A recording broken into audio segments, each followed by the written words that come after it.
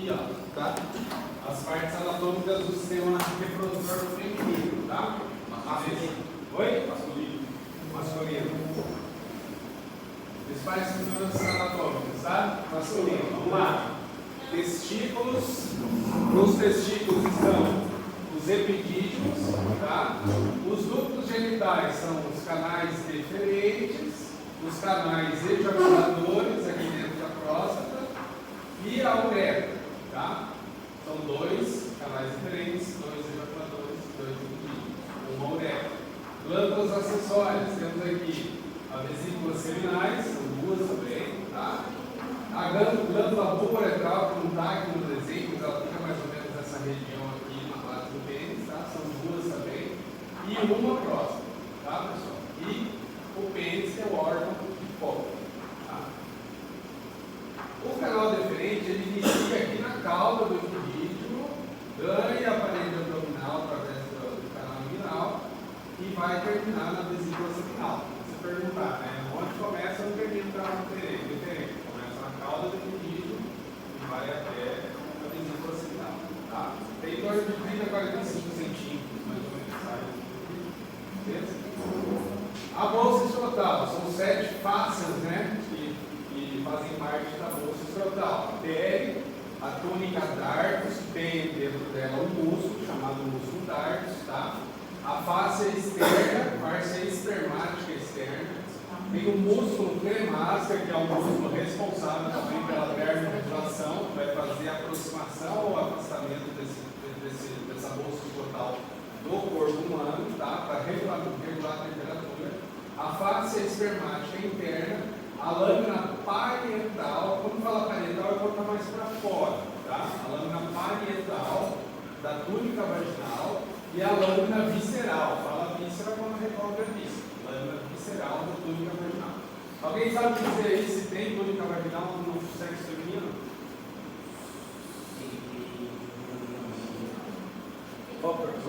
Túnica vaginal. Tem a lâmina visceral e a lâmina parietal da túnica vaginal no sexo feminino? Eu acho que não. Não tem, né?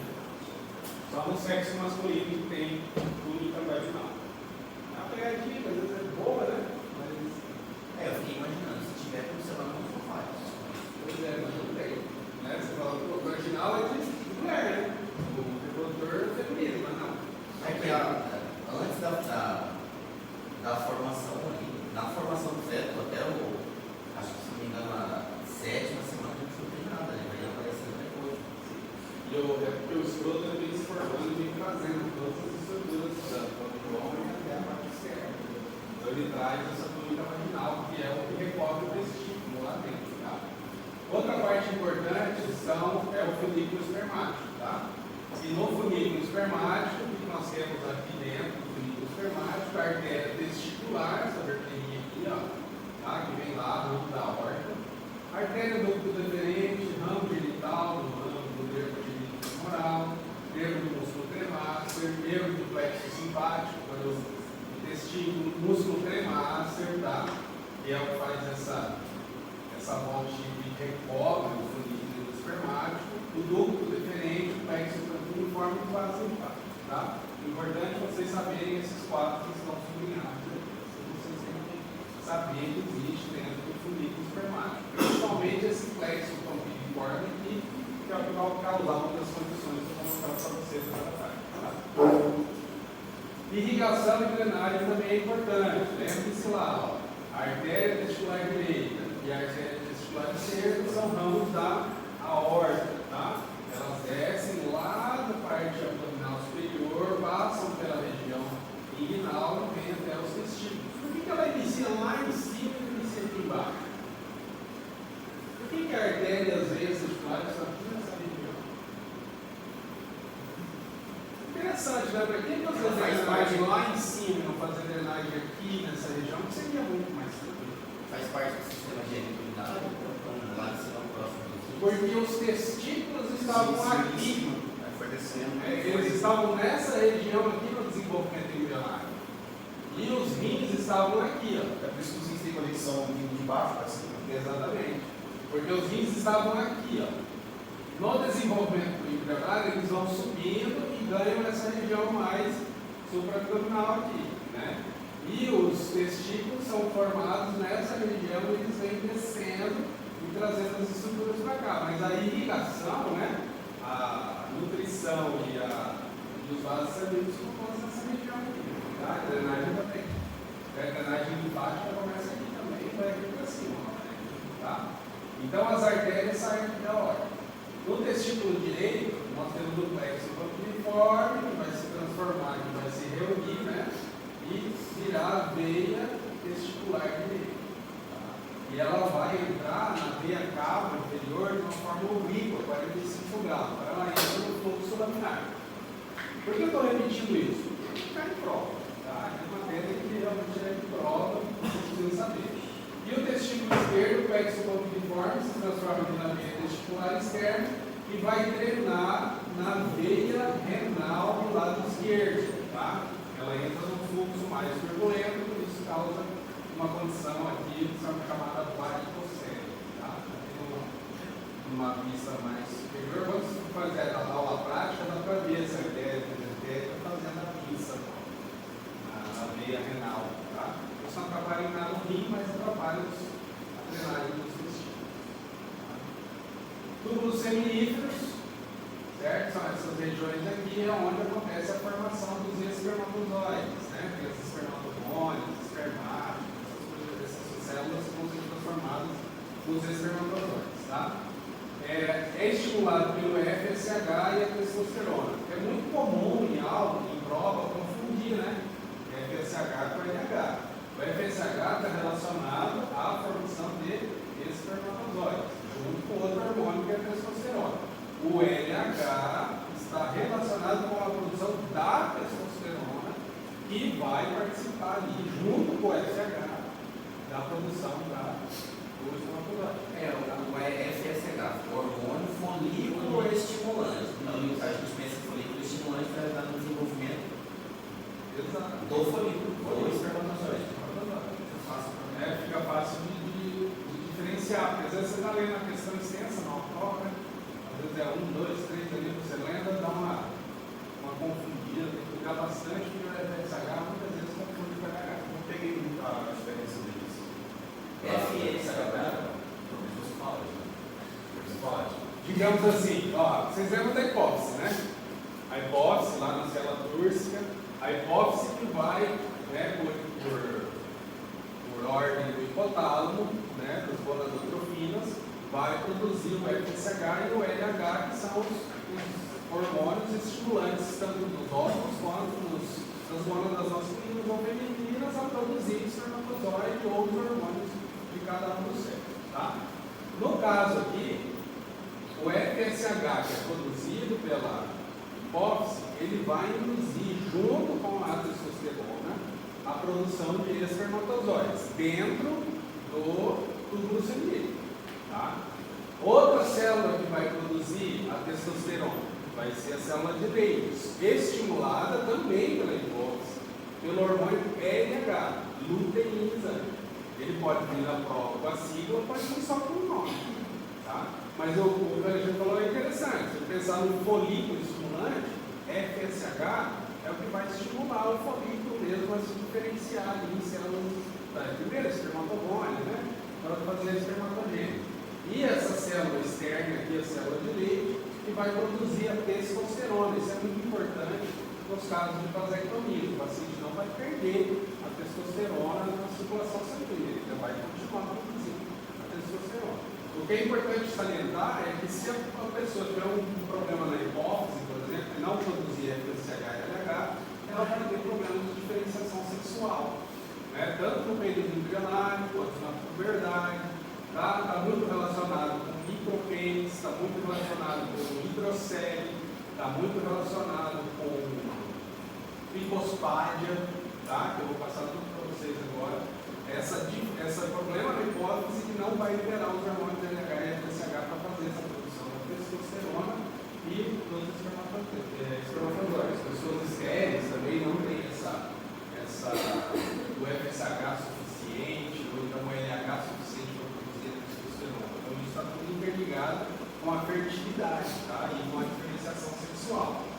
Então tem que gravar os tubos seminíferos, que são os responsáveis por produção dos espermatozoides, as células de Sertoli que estão aqui na periferia, mas por dentro do tubo seminífero, que vão fazer uma concentração dessa testosterona que vai ser liberada pelas células de leite, vai concentrar essa testosterona e junto com a FSH vai produzir os espermatozoides. Tá?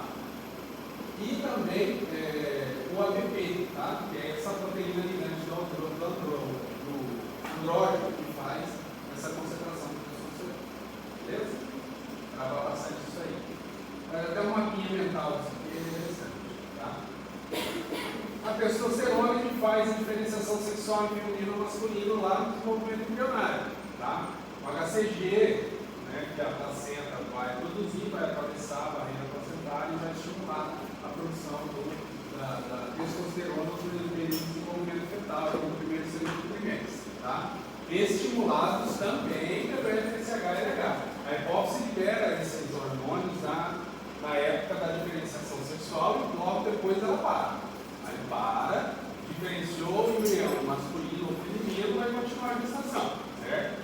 Se for masculino, lá no período da puberdade, a testosterona, a hipófise vai novamente liberar o LH e FSH e vai acontecer a produção de testosterona e dihidrotestosterona que vai fazer a diferenciação dos caracteres masculinos, né? Os iniciativos sociais, musculatura, né? Mudança na voz e tudo mais. Tá? Eu acabei de falar. Importante lembrar a posição das glândulas sexuais, tá? Núcleo deferente, forma ampola do núcleo deferente e juntamente com aqui, a vesícula seminal vai formar o canal ejaculatório que vai estar dentro da glândula próstata. Tá? Elas estão posicionadas na parte mais posterior da bexiga, tá? A próstata numa região central, mas também posterior, tá? A gente vê assim. Outra glândula importante, além da próstata, aqui nós temos as glândulas bulbo-uretrais, que fazem a limpeza e a lubrificação. A próstata faz o quê, pessoal? O que o líquido prostático faz?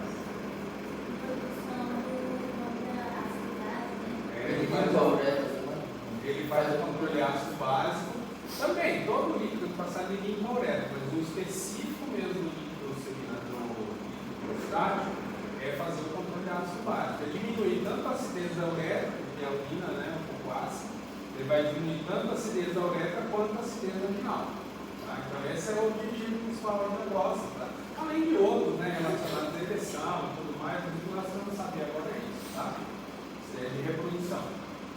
Qual a função dessa glândula aqui, essa vesícula seminal? Produz o líquido seminal. O que tem no líquido seminal? Proteína, glicose, prostaglandinas, tá? Elementos que são coagulantes, né? Que vão fazer que o sangue fique pegajoso, fique grudante, grudento, tá? Para que ele possa ajudar lá na parede do útero, para que haja fecundação. Tá? Então esse é o objetivo da glândula seminal. Mas principalmente a frutose que vai fornecer alimento para os espermatozoides poderem chegar até o óvulo. Tá? As glândulas bulbo-uretrais, é claro, né? Limpeza e lubrificação da uretra. Aqui, ó, líquido seminal, citrato, frutose, glusol, prostaglandinas, várias proteínas, tá? Então esse aqui serve para nutrição, né? Então ele vai dar nutrição e motilidade para o espermatozoide. O líquido prostático diminui a acidez, faz o controle ácido básico. E o bulbo uretral faz a lubrificação e a limpeza da uretra antes da passagem do sêmen. A próstata, né, as hiperplasias, toque retal, dá uma olhada nessa tabelinha depois, vou postar lá no vídeo para vocês, tá? O exame de imagem, mostrando o tumor de próstata, aquele exame legal lá, só de pensar na agonia, né? A vesícula seminal, né? Eu falei para vocês, aqui a posição. Aqui está mostrando aquele utrículo prostático, mas não dá para ver muito bem, né? Esse utrículo é uma cavidadezinha que existe ali, onde saem os dois, onde tem o ósseo dos dois ductos ejaculatórios, tem entre eles uma cavidadezinha. E essa cavidade, ela pode ir formando um cisto aqui naquela região. Tá? Então, muitas vezes, você pensa que é uma hiperplasia prostática, o paciente chega no seu consultório, ela está dificuldade de urinar, dor ao urinar, função dificultada, perda de urina durante a noite, dormindo, você pensa, opa, esse cara está com uma hiperplasia prostática. E nem sempre é isso, vai fazer o foco retal, a próstata está normal, está com o tamanho certo e tal. Aí você faz o exame de imagem e vê lá que no centro da uretra tem uma massa. Essa massa é um cisto. Aí esse cisto você vai retirar da mesma maneira que faz a uretragem prostática. Tá? Então nem sempre dificuldade de micção é um problema com a próstata provavelmente dita ali, né? Não é uma hiperplasia, é mais relacionado a um cisto que pode dar nessa região. É bem raro, mas pode acontecer. Tá? É diagnóstico diferencial.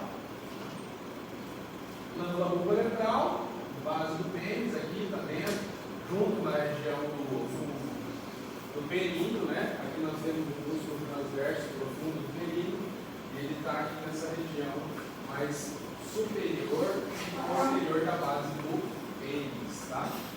São duas também. O pênis tem o ramo, o corpo, a glande, já falamos bastante disso. O que precisa lembrar aqui com bastante ênfase é que ele tem dois corpos cavernosos e um corpo esponjoso. Tá? Dentro do corpo esponjoso passa quem? A uretra. Tá? E os dois corpos cavernosos passam a artéria testicular interna, tá? Profunda. Artéria testicular profunda, que vai fazer a irrigação dos corpos cavernosos, que eles que vão entumescer o pênis, eles que vão se encher de sangue para que haja ereção. Tá? Se perguntar quem vai promover a ereção, onde vai acontecer a ereção? Os corpos cavernosos. O corpo esponjoso vai receber um pouquinho de sangue? Vai, mas muito pouco. O responsável mesmo pela ereção são os corpos cavernosos. Apesar de que em algumas literaturas vocês podem encontrar corpo esponjoso também chamado de corpo cavernoso. Tá? Então esse aqui também pode ser chamado de corpo cavernoso, mas é o corpo cavernoso distal. Tá? Se ele for perguntar para vocês de ereção, ele vai ter que falar corpos cavernosos distais ou corpos cavernosos mesiais. O corpo cavernoso mesial é o da uretra. Os dois corpos cavernosos distais são os cavernosos propriamente ditos. Tá? Lembrar que o corpo esponjoso forma a glândula. Tá? Faz parte do corpo esponjoso. E que o pênis tem duas inserções aqui, ó, no isquio. Tá? E que ele está posicionado na região pública, obviamente. Tá? Mas lembrar que ele tem inserção. Eles têm uma inserção. A inserção é no isquio. Tá? Os dois ramos do pênis, aqui dos corpos cavernosos, eles vão se inserir no isquio. Tá? A uretra, três nomes ela leva, né? Leva o nome de uretra prostática, uretra membranosa ou membranácea, tanto faz. Tá? E uretra peniana. Essa regiãozinha aqui, vocês podem ver que ela é um pouco maior, né? Como é que chama essa região? Quem sabe? Da glande? Tem uma região na glande da uretra. É da uretra, aí chega aqui na glande, ela faz essas duas curvas aqui, forma uma região maior. Como é que chama essa região? Sabe? Hã? O ósseo é esse aqui, ó. O ósseo é a saída. Tá? Agora, dentro da glande, a uretra é maior. Ela faz duas cavidades assim, antes de chegar ao ósseo.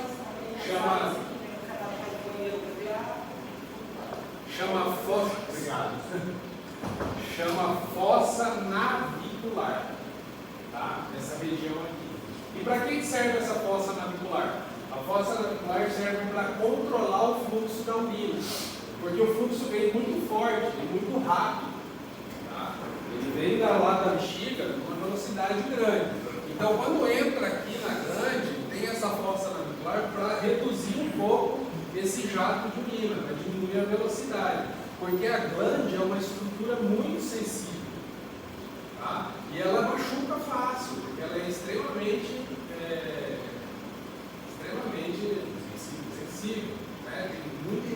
coagulação, tem muitos vasos sanguíneos. Então pode machucar a glândula, um jato de urina muito forte. Então essa fossa navicular serve para reduzir essa velocidade da urina e proteger a glândula. Tá bem? Isso eu acho que eu não tinha falado para você. Dentro da uretra prostática, nós encontramos aqui, ó, esse aqui é o utrículo. Esse buraquinho aqui. E fica logo acima dos dois ósseos do núcleo ejaculatório. Então aqui tem um ósseo do núcleo ejaculatório do lado direito, e tem do lado esquerdo e tem do lado direito. Tá? E essas outras perfuraçõezinhas são possíveis. Essas perfuraçõezinhas aqui, ó, são os ósseos dos ductos prostáticos. Aqui que vai sair o líquido prostático, aqui vai sair o líquido da vesícula seminal, e aqui embaixo na uretra, aqui é a uretra prostática. Aqui na uretra esponjosa vai ter os dois ósseos das glândulas pulmonares. Então a glândula seminal e a glândula prostática desenvolvem, tem seu ósseo, onde elas despejam os seus líquidos na uretra prostática. Tá? A glândula pulmoretral dispensa o seu líquido na uretra esponjosa. Tá? O correto maior é uretra esponjosa. Tá? Então tem que saber fazer bem essa diferenciação, porque isso veio muito naquelas questões, né? Ver se a 1, 2, a 3 são verdadeiras, os 2, 3, cai bastante. A gente quer tentar fazer vocês entenderem bastante essa diferenciação. Tá? Um bloqueio desses núcleos pode causar também a inversão de uma hiperplasia prostática. Tá? Esse cisto que pode dar no utrículo também pode bloquear os ósseos da vesícula seminal e da glândula próstata. Bem? Vamos lá, vasectomia, pessoal. As mulheres que normalmente escutam isso são casadas e fizeram esterectomia ficam bravas com o marido, porque é muito mais simples o homem fazer vasectomia. Muito mais simples e muito mais seguro do que uma mulher fazer esterectomia. Tá? Por que é simples? Né? Você vê o canal deferente, ele sai aqui, né, do epidídimo, né, por trás, e ele pode ser cortado esse canal, porque aqui ele só passa espermatozoide. Só o espermatozoide vai sair daqui do epidídimo e vai passar aqui pelo canal deferente. Aí nós podemos cortar ele em qualquer lugar, mas vai cortar aqui para quê? Fazer uma cirurgia nessa região, né? Passar por várias estruturas para poder conseguir chegar lá no núcleo diferente. Então faz no escroto.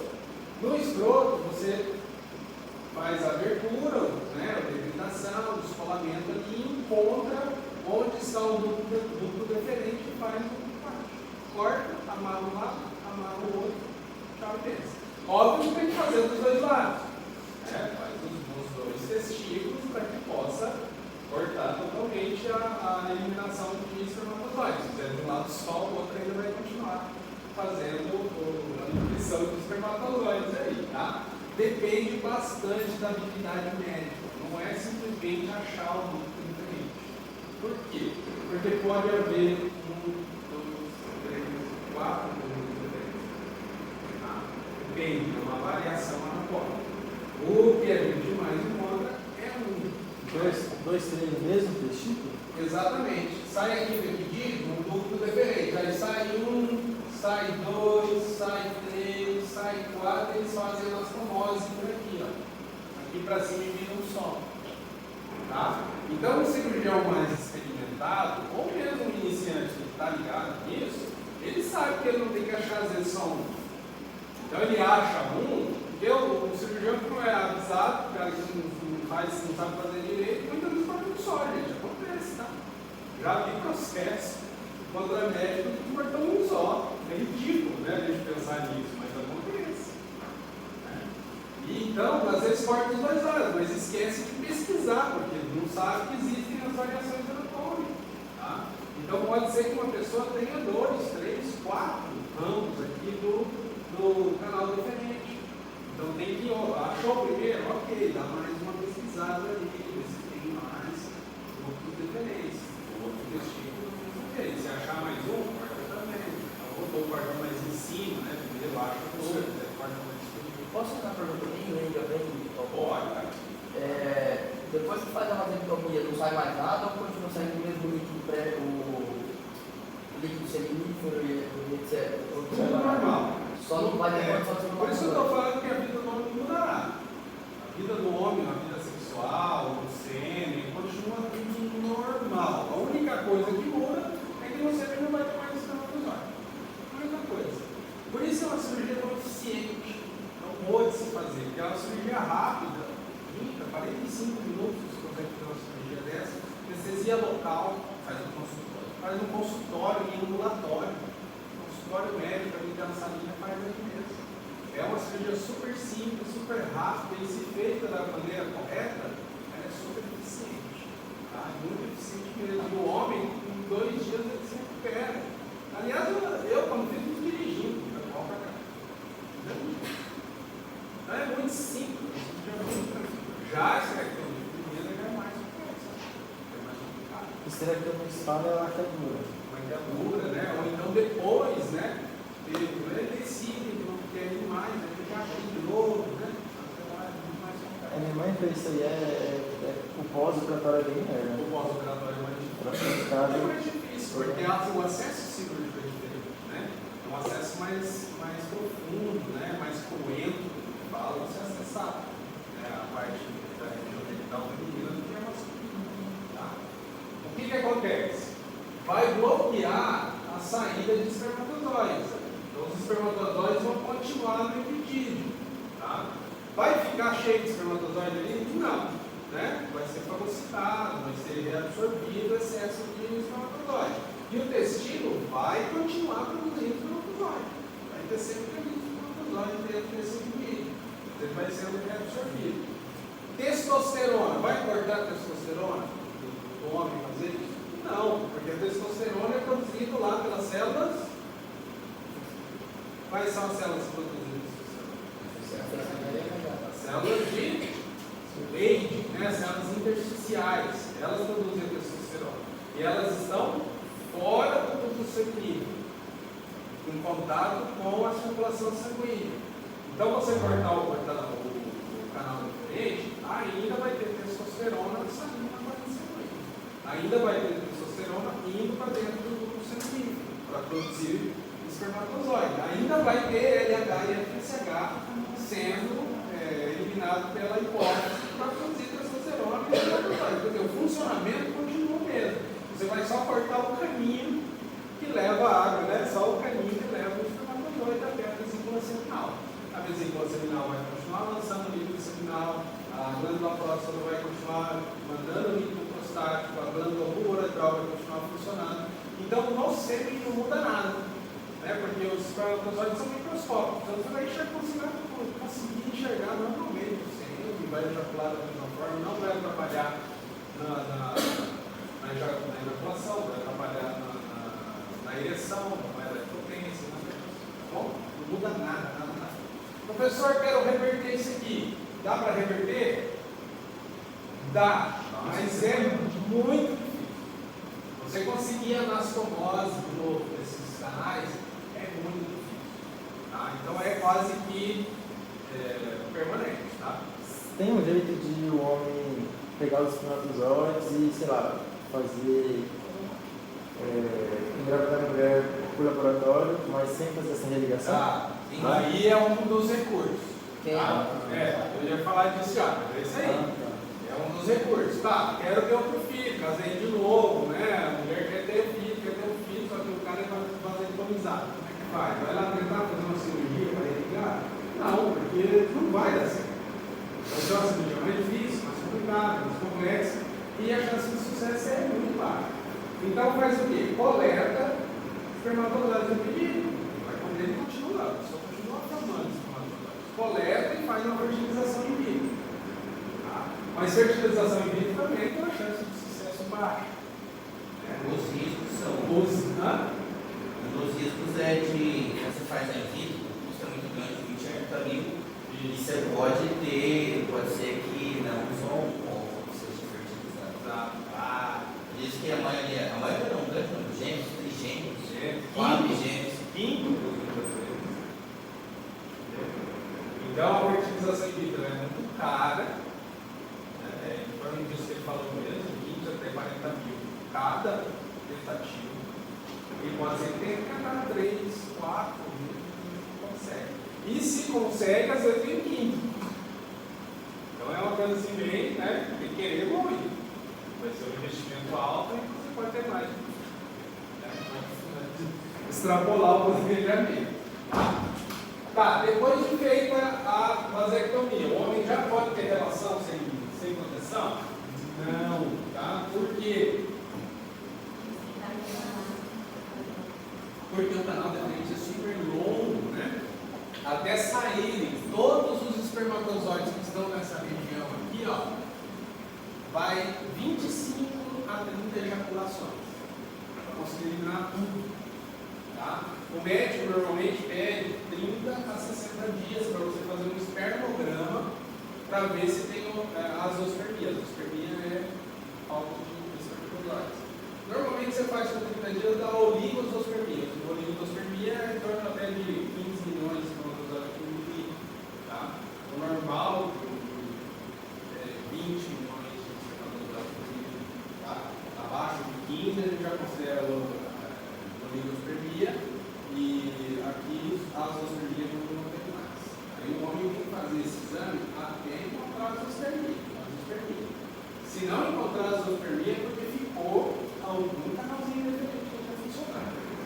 Então, enquanto não der zero, ainda tem chance de engravidar. Tá? Então tem que fazer os espermogramas, né, de forma contínua, aí, 15, às vezes 30 dias. O interessante é que essa cirurgia é oferecida gratuitamente pelo SUS. Tá? Isso como uma forma de controle de natalidade, de planejamento familiar. O SUS tem essa vantagem de oferecer a vasectomia. Tá?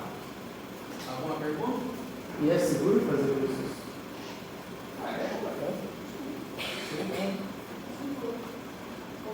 O nosso SUS não é ruim.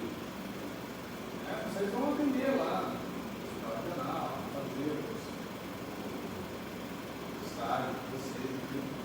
É diferente do hospital particular, porque é mais bagunçado, digamos assim, entre aspas, né?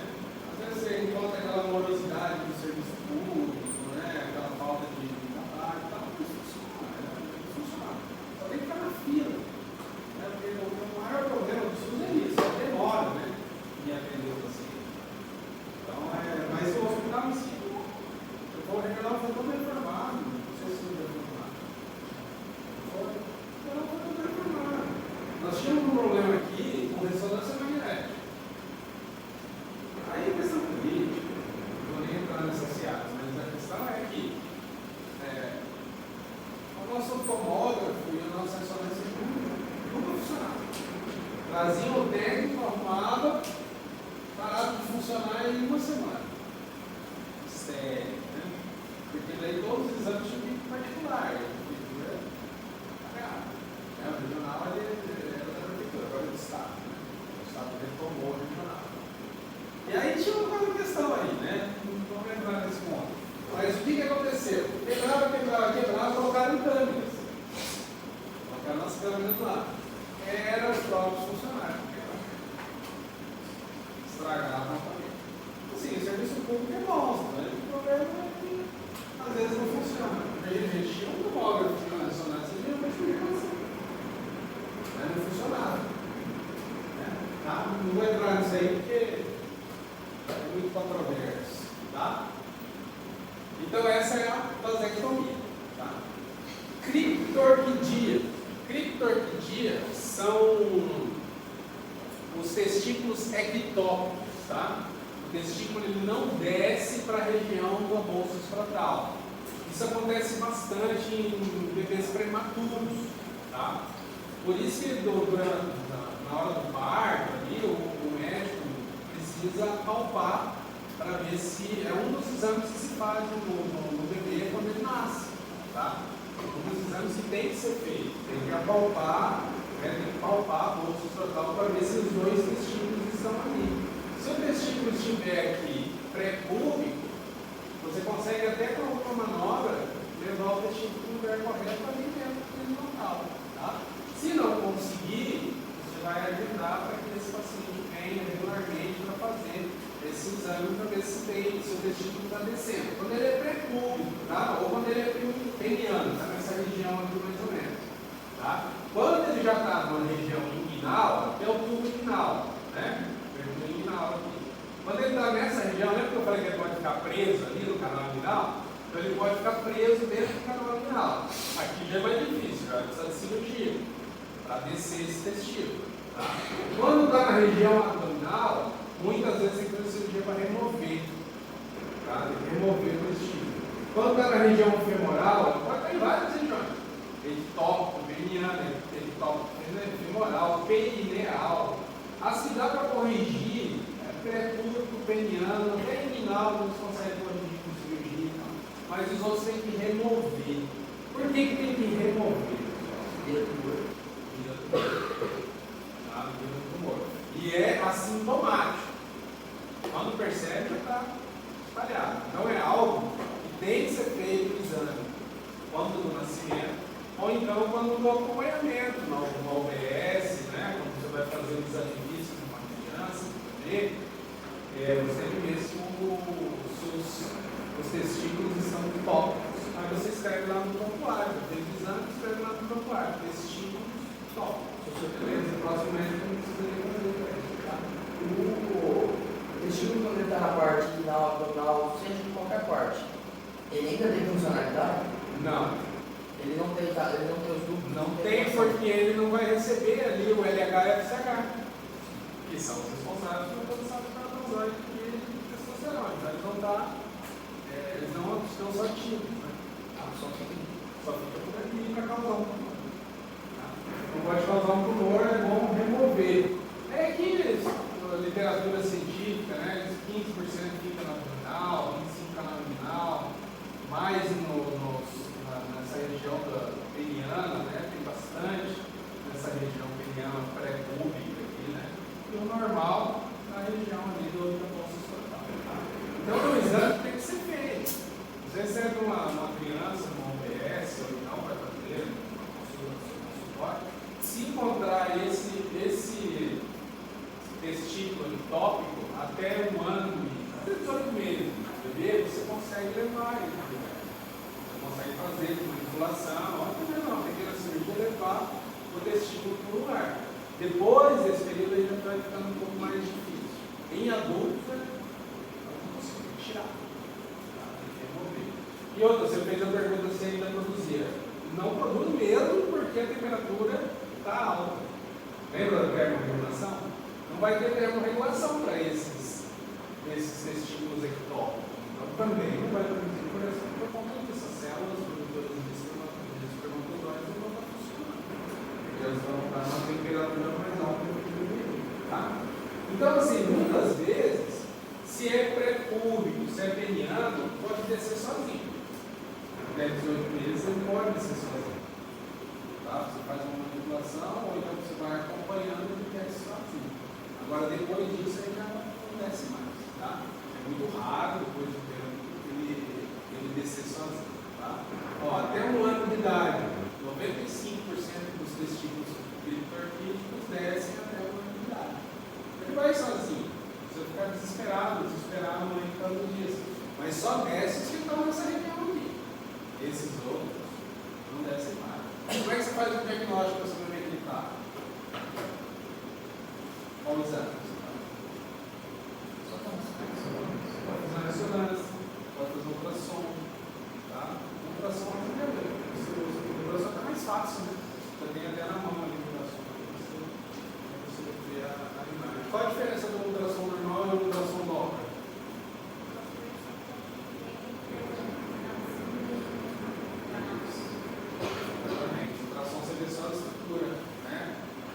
Estático, né? O Doppler você vê dinâmico, você vê o funcionamento, você vê o fluxo sanguíneo, é maravilhoso. O Doppler é absolutamente isso. Aqui é aquele perdidia, você vai remover o testículo. Esse aqui é o testículo na região do abdômen, intraabdominal. Então você vai fazer uma laparoscopia e vai tirar esse testículo aqui dessa região, faz o debridamento e tira do testículo da região abdominal. Tá? Olha o exame físico. Antes dos 6 meses de vida, né, é o período mais fácil de tomar a regulação testicular. Né? Ele não tem esse reflexo premastético de fazer a bolsa mais para cima ou mais para baixo. É possível os dois? É possível. Os dois testículos. É possível que os dois não estejam na posição. É pessoas diferentes. Se tiver uma região mais superior, né? Se tiver o toque, mas numa região peniana ou ali próximo da bolsa escrotal, desce. Ele fica normal. Desde que desça antes dos 18 metros. Depois dos 18 ele já começa a ter problema de fertilidade. Tá? E além do problema de fertilidade, vai ter o problema também da diferenciação sexual. Chegar na puberdade vai ter testosterona. Tá? Então isso causa sérios problemas aí na diferenciação sexual também durante a puberdade. Esse é um dos riscos. Olha aqui, ó. Eu acabei de falar, ó, exame cariótipo, né? Você vai usar aquele dia e o micropênis tem fortes fatores indicadores de desordem de diferenciação sexual. Então, normalmente a pessoa tem um problema com jeito de diferenciação sexual. É uma pessoa que tem uma aparência mais andrógena. Você olha e não sabe se é homem, se é mulher, né? Fica naquela transição porque não teve a ação da testosterona ali para fazer aquela diferenciação sexual adequada. Tá? Quais são os riscos? Infertilidade, câncer de testículo, torção de testículo e problemas psicológicos, né? Imagina a pessoa que tem um homem que tem os testículos, né? A questão psicológica é bem complexo, tá? A torção, por que acontece torção? Você tem um só, né? E aí ele fica na bolsa escrotal ali um pouco sem estabilidade. Os dois dão estabilidade à bolsa escrotal. Se só tem um, ele torce mais fácil. E torção testicular é algo grave, que eu vou mostrar para você um pouco mais tarde. É uma emergência médica. Tá? As pessoas resolverem.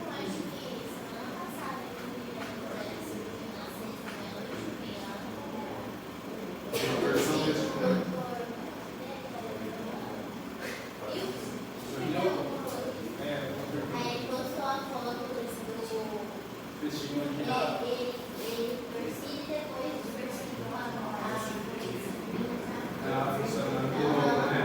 Ele torce para a artéria testicular do folículo espermático. Ela trava ali o folículo espermático, né? O complexo cordoniforme e a artéria. Ele não tem fluxo sanguíneo, incha. Né? O homem que sabe, quando dói um choque nos testículos. Dói demais, só que ele dói um tempo e passa. Né? Agora você está jogando futebol, você está praticando exercício ciclismo, essas coisas. Se dá um choque, pode acontecer uma torção também. E se acontecer a torção, é emergência médica. Tá? É suco. Não, e é uma dor que não passa. Né?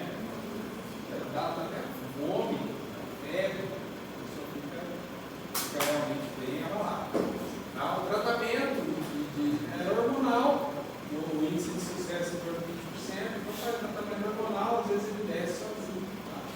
E o cirúrgico vai depender do local, né? Se for um local que não tem, às vezes está ali no canal inguinal, está na zona, não faz. Corta na manobra que você quiser. Remover para que não vire um tumor. Tá? Outra condição que pode acontecer é a varicocele. Varicocele, o que é? É um aumento do retorno venoso ali. Aliás, é uma falta de retorno venoso ali no plexo condyliforme. Tá? As veias do plexo condyliforme vão ficar edemaciadas. Tá vendo aqui, ó. E isso acontece mais no testículo esquerdo. Por que acontece mais no testículo esquerdo? Porque a veia testicular. Exatamente. Então, o retorno venoso do plexo condyliforme do testículo esquerdo é um pouco mais complexo do que o do direito. Por isso que a varicocele acontece mais no testículo direito. É como acontece nas pernas, né? Acontece muito nas varizes, são varicoceles por causa do retorno venoso prejudicado. Tá? É a mesma coisa que acontece com o testículo esquerdo, tem um retorno venoso prejudicado e acontece do aumento dessas veias do plexo condyliforme. Aí nós temos aqui, ó, a dilatação das veias do plexo uniforme, né? É assintomático, tá? Mas é visível. Ele é assintomático, mas ele é visível, tá? E pode causar infertilidade. Além da infertilidade, pode causar necrose. Pode causar necrose do intestino. É mais difícil, sim, mas pode, tá? Se durar por muito tempo ou for uma expansão dos vasos muito grande, vai comprimir também a artéria testicular e aí vai acontecer uma necrose do intestino, tá? Então, se permanecer por muito tempo, pode acontecer isso. Tem a de grau 1, tá? São aquelas que não aparecem a olho nu. Você vai fazer um exame físico do paciente e ela não vai aparecer. Você vai olhar, tá tudo ok. Só que aí você pede para o paciente fazer uma manobra de Valsalva. Sabe qual que é a manobra de Valsalva? Segurar a respiração e fazer força. Quando faz a manobra de Valsalva, você percebe o plexo uniforme mais emaciado, tá? Então esse é o grau 1, tá? A de grau 2, ela é palpável sem nenhuma técnica. Não precisa fazer manobra de Valsalva, você palpa, você já vê, já sabe. Entendeu? No grau 1 não, você palpa, nem sempre dá para saber. Você pede para o paciente fazer uma manobra de Valsalva e você consegue palpar. No grau 2, não precisa de manobra. Já palpa, já está ali, você vai diagnosticar tudo ele consegue. E o grau 3, você não precisa nem palpar. Já está ali bem demasiado, você já percebe que vai de paciente não operar.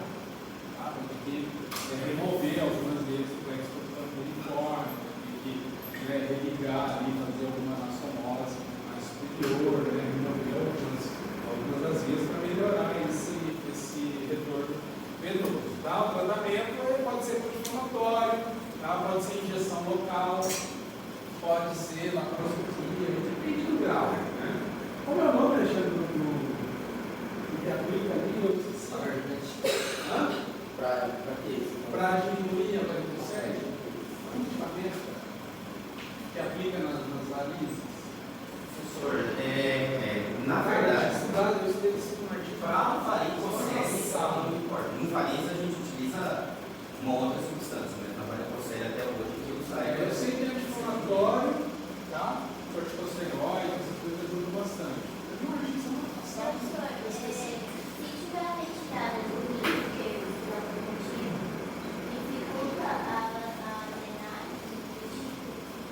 Não, vai continuar treinando, né? Não vai ter um rim mais ali mandando fluxo, mas o fluxo continua, porque você tira o rim, você não tira a veia, né? Você mantém a veia ali, só vai ter o rim banhando. Na verdade, é capaz de não muda muita coisa. Tá? Vai ficar um fluxo menos turbulento, mas não vai tirar o fluxo, tá? Não tira a veia do local, só bloqueia. Tá? É o conteúdo disso. A famosa glândula suprarrenal, às vezes usada no sistema urinário. Agora o sistema urinário é pequenininho, mas tem bastante coisas legais também. Tá? Amanhã nós vamos ver se beleza? Bacana, bem claro aqui essa questão do intestino esquerdo aqui, para a gente saber que é meio que se desenvolvem esses problemas aí, tá? Fimose, parafimose e balanopostite. Isso é mais comum do que vocês imaginam, tá? Crianças com fimose é muito comum, muito mesmo, tá? Por quê?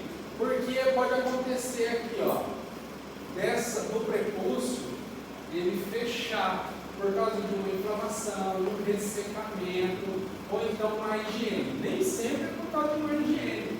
Apesar de pode ter um rim direito, nem sempre é isso. Tá? Mas está muito associado a isso, principalmente em criança. Já vai no banheiro, no limpa, toma banho, no limpa direito, às vezes esquece de limpar, porque ali tem que tirar o prepúcio mesmo, descobrir a glândula, limpar embaixo da coroa da glândula, porque ali tem muitas substâncias, né? Tem sebo das glândulas que tem na região, acumula urina, acumula sujeira, então tem que fazer limpeza. Então está muito relacionado à higiene, mas não é só a higiene, pode ter outras causas também, tá? Uma estenose ali no prepúcio, tá? Pode fechar esse prepúcio, como nessa imagem aqui, né? O prepúcio normal, ele descobre totalmente a glândula de forma fácil, tranquilo, não tem problema nenhum. ajudar as crianças a retrair o percurso antes de urinar. Tá? Para não urinar o percurso na posição normal. Né? Remove o percurso, faz xixi. Tem que usar isso para as crianças. Se fizer xixi com o percurso em posição, acumula urina embaixo. Né? Então, sempre retrair, fazer uma limpeza legal. Tá? A fimose é isso aqui, ó. É uma estenose do prepúcio que a pessoa não vai conseguir retrair esse prepúcio. Tá? E se tentar retrair, tem dor. Tá? Dói bastante, racha essa região aqui, dá rachaduras na pele dessa região e causa muita dor, pode causar infecção também, tá? Se não for cuidado. Normalmente a gente pode fazer um tratamento com pomadas, né? Tentar retrair esse prepúcio antes de tomar uma decisão por cirurgia, por exemplo, tá? Quando é fimose, tá? Quando acontece a fimose. Então a fimose é a incapacidade ou uma dificuldade só em diversos graus, pode ser uma dificuldade menor até uma dificuldade até não conseguir retrair de nenhuma forma, tá? Que é o prepúcio que recobre a glândula. O que é a parafimose? A parafimose é uma complicação da fimose, tá? É quando o paciente consegue retrair a glande não, o prepúcio, mas o prepúcio ainda está estenosado e a hora que retrai ele aperta a glande. Ele passa pela coroa da glande, vai no colo da glande e aperta. E aí quando aperta a glande, acontece o quê? Não recebe não recebe sangue arterial e não há o retorno venoso. O que vai acontecer com essa glande? Então tem que ser resolvido com urgência. É uma emergência médica. Se alguém aparecer no seu consultório, ou no postinho, ou qualquer lugar que você esteja dentro de uma parafimose, você tem que fazer a cirurgia ou indicar para o neurologista o mais rápido possível. Porque o paciente pode ter uma necrose do glande, pode perder ali a glande. Tá? E a cirurgia chama-se bala no post-it. Tá? Você vai fazer, eu já falei na manhã para vocês disso, a bala chama postectomia, bala no post-it é a doença. Chama postectomia. Você faz o corte do prepúcio, né? Faz isso por questões religiosas, como a gente tinha comentado, e também faz por conta de uma fimose ou de uma parafimose. Tá? O que é a bala no post-it? A bala no post-it é um processo inflamatório, muito parecido com a fimose e a parafimose. Na verdade, a fimose e a parafimose são complicações de uma bala no post-it. Tá? A bala no post-it é um processo inflamatório, tá? Que ocorre no pênis, né? Inflamação conjunta da glande e do prepúcio. Aqui nós temos uma inflamação da glande. Na fimose, nós temos uma estenose do prepúcio. Tá? A bala no post-it é quando tem uma inflamação do prepúcio e uma inflamação da glândula. Quando é só inflamação da glândula, a gente chama de balanite. Quando é uma infecção, né, do prepúcio, a gente chama de inflamação. Pessoal. A inflamação do prepúcio a gente chama de post-it. Tá? Então ela pode acontecer por fungo ou por bactéria. Tá? Então, bala no post-it são causadas por fungos ou bactérias. Tá? Enquanto a fimose e a parafimose são estenoses, né? Pode acontecer por ressecamento da pele e por outras condições. Mas a bala no post-it trabalha bem ligada à cândida, candidíase. Tá? Por falta de higiene, acaba tendo uma infecção fúngica, né? Tá? Ou então por bactérias. Diabetes mellitus, a gente também havia comentado, pode causar bala no post-it. E as que têm doenças autoimunes, você também pode causar a bala no post-it, tá? Aí você entra com medicação. Bala no post-it, balanite ou post-it, você consegue tratar com medicamento, tá? Já a parafimose é cirúrgica, tá? É imediato ao urologista. É uma cirurgia relativamente tranquila, não é uma cirurgia complexa. É uma cirurgia que se faz rápido. Faz em criança, faz. Acontece. O adulto que se converte ao judaísmo tem que fazer circuncisão. Então faz uma postectomia. Tá? É a circuncisão. Então pode fazer em adultos também. Né? Acontece mais em criança. É muito mais comum fimose para fimose em criança. Mas acontece em adultos também, por falta de higiene, por outras condições. Tá? Aí tem que fazer a cirurgia também. Tá? Hipospádia, pessoal. Já ouviram falar? Não? Hipospádia é a saída do ósseo da uretra ali, a saída da uretra numa região ectópica, uma região atípica. Aí nós temos vários tipos de hipospádia, pessoal. Nós temos a hipospádia glandar, que é mais aqui na região da glande. Nós temos a subcoronal, que ela já é um pouco mais abaixo da coroa da glande. Tá? Nós temos a peniana distal, que aí a saída da uretra é mais distal, né? É mais aqui para a região medial do pênis. Tá? Temos a peniana proximal, que é bem próximo do escroto. E temos a perineal, que é muito rara, mas é lá na região do pênis. Tá? Então isso traz uma dificuldade de dicção grande do paciente. Às vezes a criança também, imagina, está na escola, também vai fazer xixi, né? Isso também está muito relacionado a pênis torto, né? A pênis com um ângulo bem tortuoso, principalmente a perineal, tá? É uma malformação congênita, certo? A abertura da uretra não se encontra na ponta do pênis, tá? Mas em alguma dessas partes inferiores aqui, raramente aqui nesse convênio, tá? Tem que resolver com cirurgia, tá? Corrigir a abertura uretral e a curvatura peniana, mas ó, isso aqui é preferencialmente nos 18 primeiros meses de vida do bebê. Tá? É mais fácil de resolver, quer dizer que você não consegue resolver depois. Você pode até tentar, mas aqui é mais fácil de resolver. Se for detectado uma hipospádia antes dos 18 meses de vida, é muito mais fácil de resolver.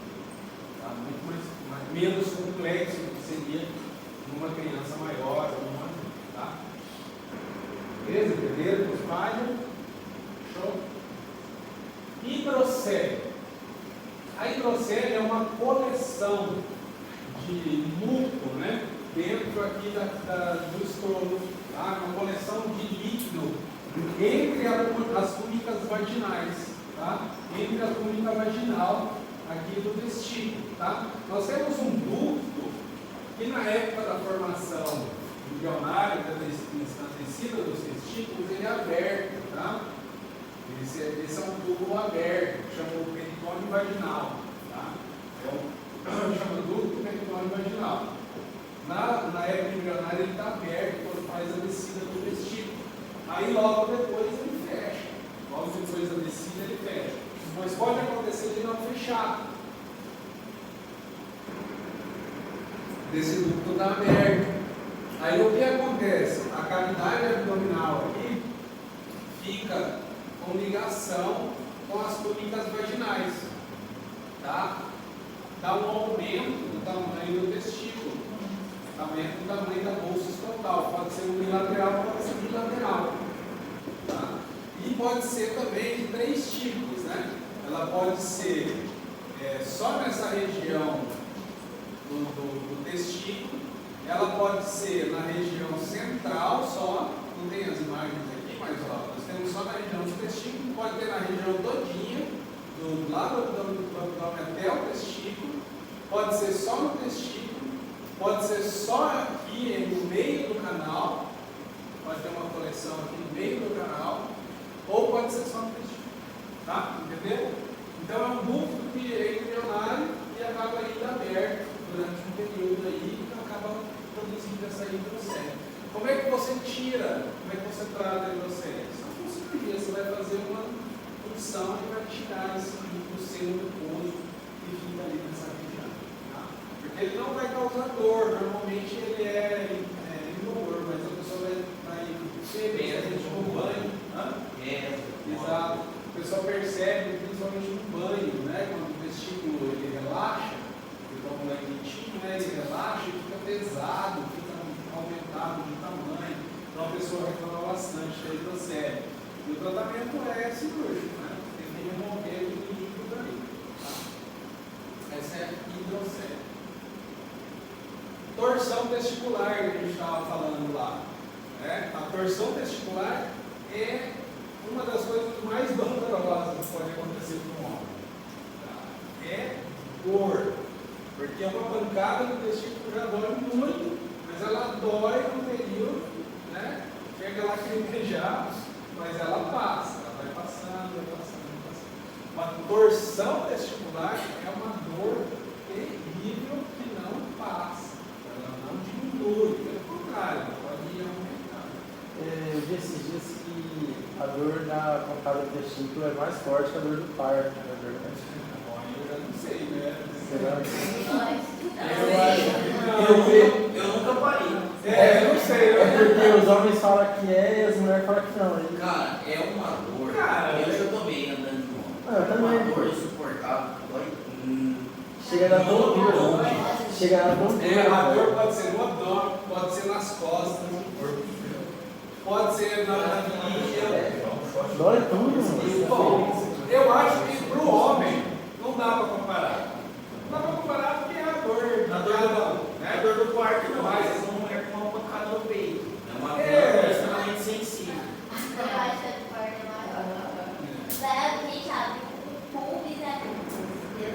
A parte calça o dedo aí. Não é. A dor do quarto é comparada com o homem limpado. Tem esse aí também, porque tem o limiar de dor, né? O limiar de dor de homem é péssimo. Então, o parto, se a gente tivesse sofrido um parto, eu acho que ia ser um filho do homem. Né? É igual ele falou, o parto é uma gripe na gente, porque o homem é fraco da dor. Se confere que tava quase morto, imagina. Foi bem diferente. Ó, olha só o que acontece. O homem tem mais proteção contra a dor. Tem mais proteção contra a dor. Por quê? Testosterona. A testosterona é um analgésico natural. Então o homem já tem uma vantagem, né? Que é a testosterona que ajuda a controlar a dor. A mulher já não tem. Né? Só que nós homens temos um limiar de dor mais alto. Então quer dizer, não ajuda em nada, na verdade, porque o homem é muito. Eu percebo isso no consultório, fazendo atendimento. O homem é muito mais doloroso, precisa de mais anestesia, é mais difícil de controlar a ansiedade. Tá? É muito difícil. O homem para dor é complicado. Então não dá para comparar um pouco. Não dá. Mas, digamos que a torção testicular seja a pior para nós. Pode existir uma torção testicular. Você já sofreu, né? Moto? Torção? Não, só uma cara. Era pra cá, já. Futebol, esporte, Lateralesia da bicicleta, você tá louco. Nossa senhora. quando era moleque eu bati tanto, sempre que eu tive que bater filho, eu bati tanto. Mesmo estilo que é melhor. O moleque encapetado, batia naquela quadra da frente, né? A bicicleta dele, pá! Só nesse aqui. É uma dor súbita, profunda. É uma dor súbita, profunda e pode causar até desmaio. Tá? Do choque, né? A dor do choque. A dor da torção, ela não é súbita, ela é contínua, né?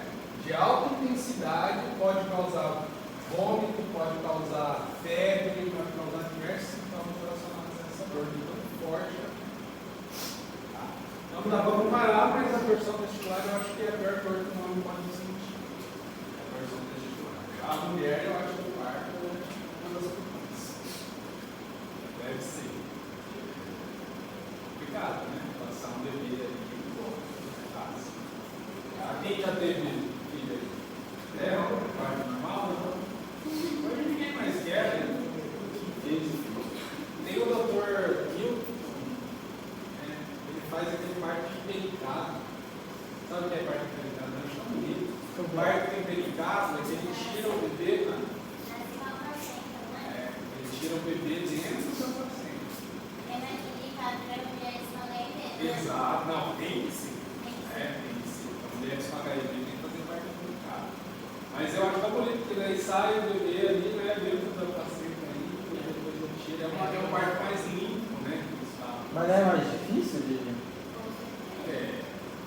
Ah, não, pera, isso é na cesárea? Na cesárea. Ah, tá. Nossa senhora! Sai ele! No natural, natural é bem complicado. Minha prima mostrou uma foto deles quarto é legal e esquisito, né? É bonito, é estranho, é estranho, mas é bonito. É bacana você ver o neném saindo Naquela bolsa, aquelas bolinhas que sabe?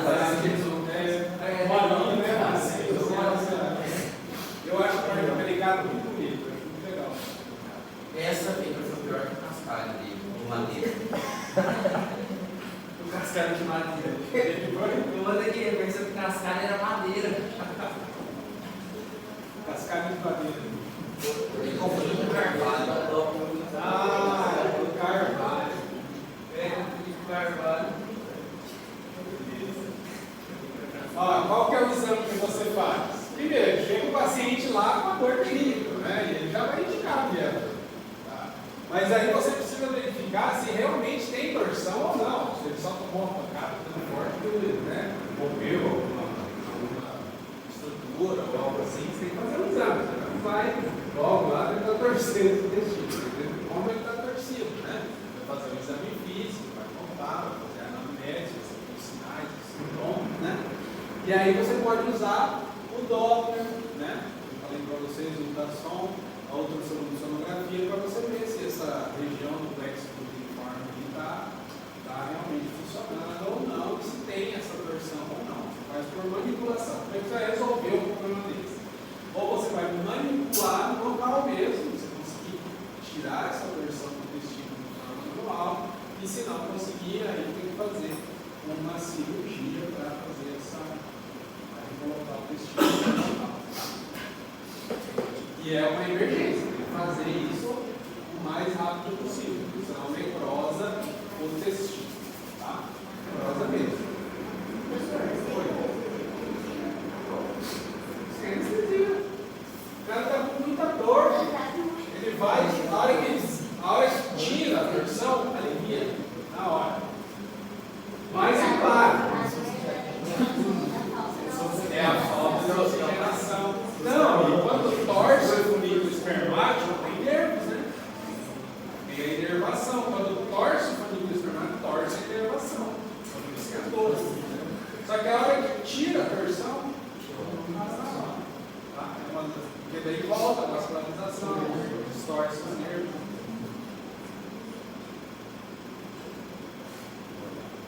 Ou então tem que fazer uma cirurgia para você poder distorcer ele visualmente. Né? Doenças sexualmente transmissíveis, DSTs. Bom, HPV já tem conhecido de todos, né? Graças a Deus tem vacina. Tem a vacina para HPV, né? É o papilomavírus, pode causar câncer de colo de útero, câncer de pênis. Tá? O diagnóstico você vê verrugas, né? E lesões. O que é diferente da herpes? O HPV da herpes? É o tipo de verruga. Tá? No HPV são verrugas secas, né? Na herpes são vesículas, né? São verrugas viscas que tem líquido. Tá? O HPV, o diagnóstico é esse, né? Você vai ver verrugas, lesões, você pode fazer uma coletagem, para saber se é HPV mesmo, tá? Tratamento e cauterização. Ou cirurgia para remoção. Prevenção, preservativo, tá? Vacina. Okay? E a herpes? A herpes são vesículos. Agora, o grande problema com a herpes é que a prevenção dela é complicada. Mesmo com usando preservativo, pode transmitir. Tá? Por quê? Porque a herpes nem sempre está só no pênis ou na vagina, está no entorno. Mas você nem sempre enxerga que a pessoa tem. Então, só o uso do preservativo não é indicativo de proteção contra a herpes. Tá? A herpes você pode usar mesmo usando preservativo, pode pegar mesmo usando preservativo. Tá? É o herpes vírus, são feridas no pênis, no escroto, na uretra, nas coxas, muitas vezes. Só encostar na outra pessoa pode transmitir. Tá? E nós temos, aí pode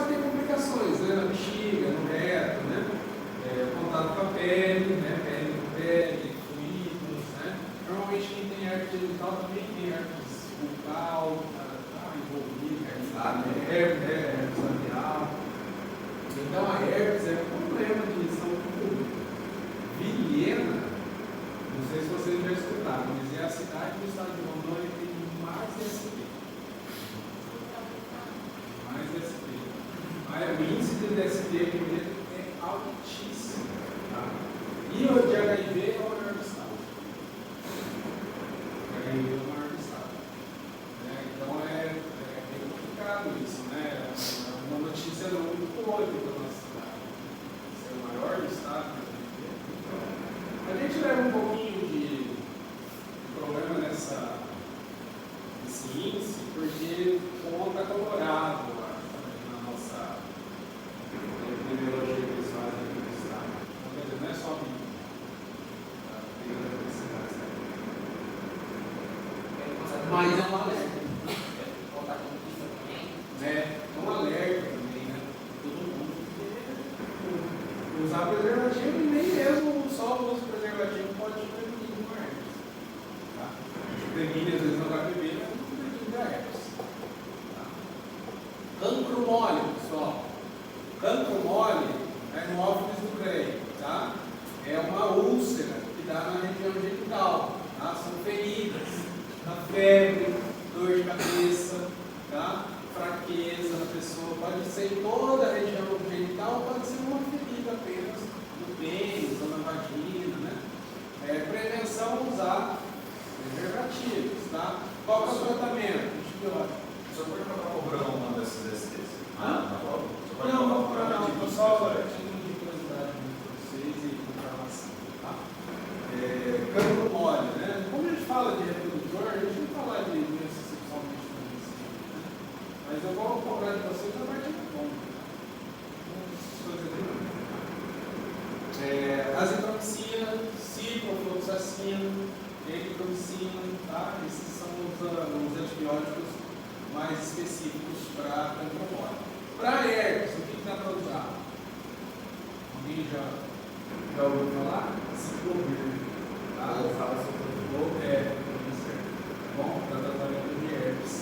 O ideal é tomar o ciclovir quando você percebe, porque quem tem herpes labial já percebe o herpes genital, já percebe a hora que vai. Porque normalmente ela coincide com aquela imunidade. Né?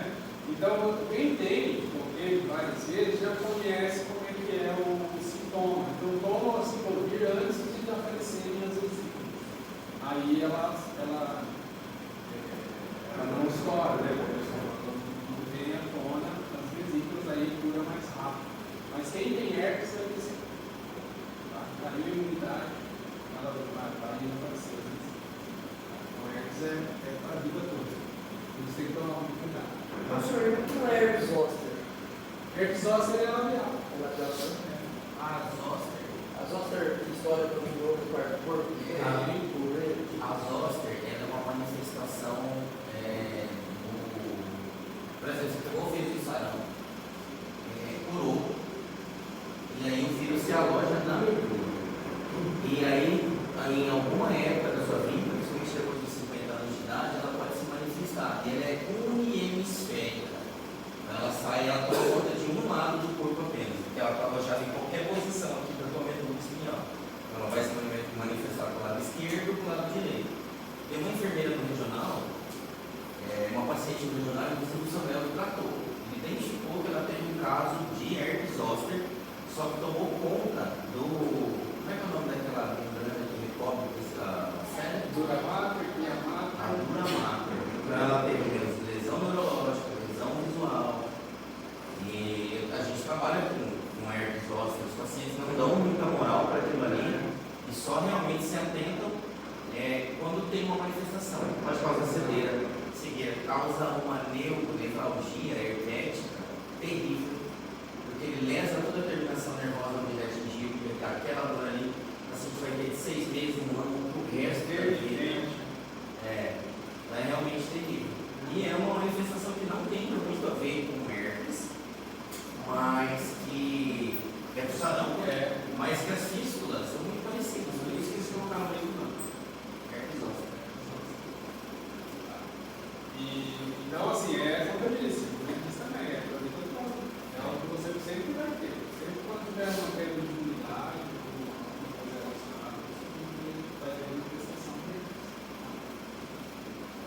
ficando mole, como eu disse, e a sífilis. A sífilis é um problema endêmico aqui também. Tá? Não só aqui, o estado todo, acho que o Brasil inteiro, o problema de sífilis é realmente muito grave. Né? São feridas na região genital, com danos da virilha, tá? Nem sempre são aparentes, né? Então o uso do preservativo é essencial. Tá? Pegar uma sífilis também, o tratamento é bem difícil. Se você descobrir a sífilis no início, ela tem graus, né? A 1, a 2, a 3. Se conseguir localizar o grau 1, você vai conseguir tratar com bezetacil, benzilpenicilina. Né? Grau 2 também consegue tratar. Grau 3 já envolve outras estruturas, aí você já não consegue tratar mais. Aí ela fica sistêmica. Aí ela ganha, né, famosa. Também, que era sobre um estudo que eles fizeram nos Estados Unidos há muitos anos, só que na época eles fizeram só com dedos, porque eles achavam que assim fizeram os e aí eles pegaram. Aí eles tinham uma ferida, só que eles morriam 15 anos depois, que ela já era sistêmica. E eles fizeram um estudo para esse pessoal na época, mas foi tipo assim, fizeram humanizado. Aí depois Era na época do apartheid. Na época do apartheid. Mas achava que tudo de ruim era dos negros. E olha que isso aí permaneceu até a década de 70. Depois, ali no final da década de 70, começou a piorar.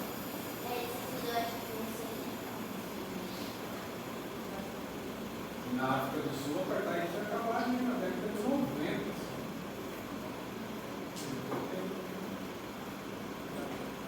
E eles faziam mesmo experiências, faziam estudos, né, só para a população asiática. Então, o diagnóstico é da transmissão, voltado para a pele, fluidos sexuais, tá? As complicações, problemas neurológicos, AVC, demência, quando acontece sífilis sistêmica, já acontece, pode acontecer AVC, demência, problemas de visão, meningite, que é a inflamação das meninges, né, da via mátria, pode dar. E aí, esse edema nessas membranas, né, do cérebro, encéfalo, né, ali que tem encéfalo, pode causar AVC, pode causar demência, tá? Problema de visão, tá ali, também relacionado com a frente de contato, nós temos ali o plexo visual, né? Então pode dar problema de visão, tá? Meningite aumenta as chances de contrair HIV, né? Óbvio, definido, uma chance de contrair, né? Tá? Pode progredir por sífilis congênita, isso aqui é importante. Às vezes a mãe com sífilis, né, pode passar para a doença por feto. Assim como a HIV, pode ser uma sífilis congênita. E o tratamento tem que ser penicilina. Tá? Então, você pode resolver um para 2 milhões, né, 200 milhões, 2.400 e o dobro para L2. Tá? Vamos dar um intervalinho? Cafézinho?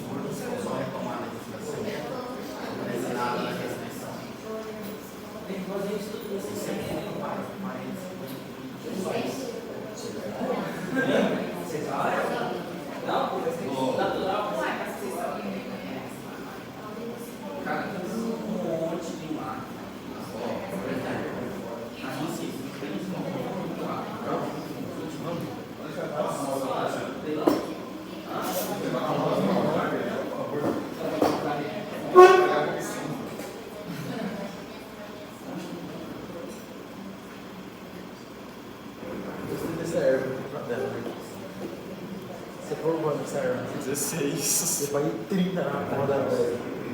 E essa aqui é tão boa quanto. Mas eu não conheço dele. É uma casa de leilão. Leilão empresarial. Retomado. Nossa! Ô Raíssa, olha aqui, Raíssa. Então você tem que saber pesquisar. Derrubou essa nave aqui no chão, eu acho que trincou a tela aqui, hein? Não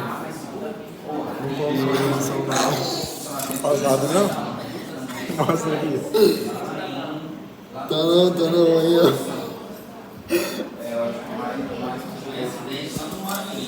Vou ter que cortar, tá? Aperta o pause aí, ó. Quando eu então faz. Não dá pra pausar, né? Tá no pause.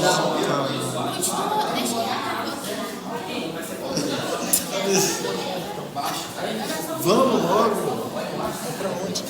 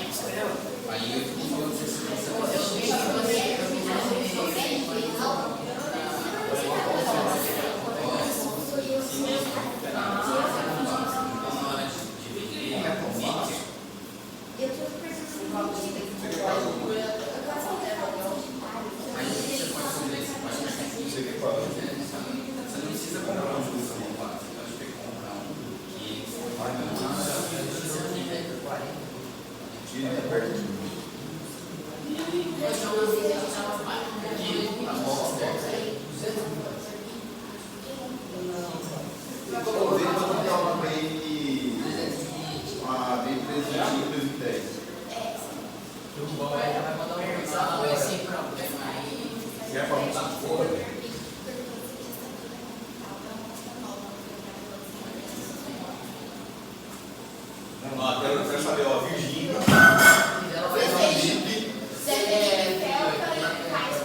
Não, vem pra ficar vendo 2010 aí. 2010. Aqui, ó. Você vai aceitar, vai aceitar. Por favor, você vai ter que compartilhar a guarda. Daí, como no final da faculdade, nós vai sair lá com 20 mil assim, nossa, consumar residência, eu tenho que dar pra você ir.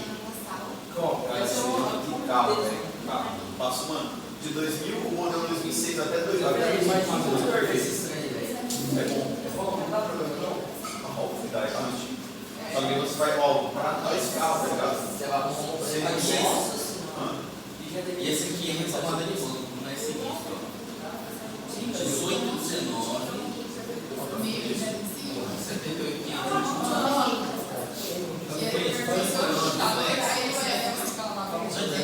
140, 150. Para mais.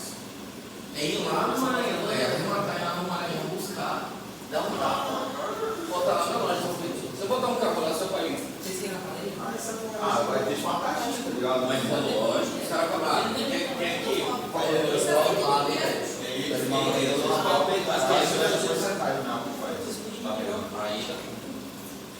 Por exemplo, o sócio dele lá tem que essa lei do meu pai, tá ligado? Ele pega em não parte. Meu pai também. Daí eu pego.